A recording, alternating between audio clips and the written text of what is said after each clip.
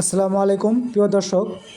পেঁপে গাছের ফলন বৃদ্ধির জন্য আমরা অতিরিক্ত কিছু অনুখাদ্য এবং সার প্রয়োগ করে থাকি।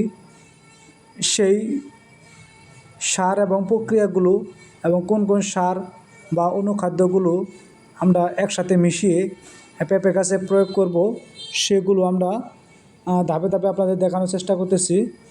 আমি এখানে মেগমা, গ্রোজিন, বিঙ্গো, থিওবিট এবং বাংলা ডিআইপি আর দিয়েছি আপনার পটাশ,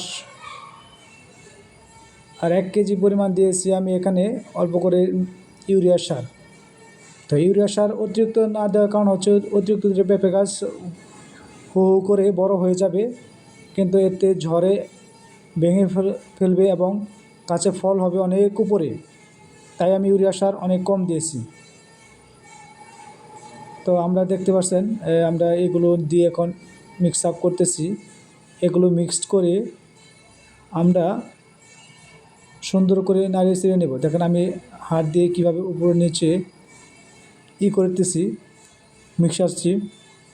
এগুলো যদি ভালোভাবে মিক্স আপ না হয় তাহলে কিন্তু আপনার জমিতে বা গাছের গোড়ায় এক গাছেতে মেঘমা পড়বে বেশি, বা থিওবিট পড়বে বেশি, বা বিঙ্গু পড়বে বেশি, বা অন্য সার পড়তে পারে। তাহলে আপনাকে এমনভাবে সারগুলো মেশাতে হবে যেন সবগুলো সার প্রত্যেকটা গাছে সমানভাবে পড়ে। তো আমি আগের ভিডিওতে আপনাদের দেখানোর চেষ্টা করছি পেঁপে গাছের জৈব সারগুলো। এবার আমি আপনাদের সার দেওয়ার প্রক্রিয়াগুলো এবং কী কী সার মেশাবেন সেগুলো নিয়ে বিস্তারিত আলোচনা করা হলো।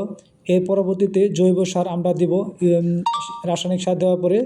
তো সেই জৈব সারের ভিডিওটি পেতে আপনারা আমার পেজের সাথে থাকুন। সকলেই ভালো থাকবেন, সুস্থ থাকবেন। সকলের প্রতি রইল শুভকামনা। আপনারাও এরকম কৃষিতে আসতে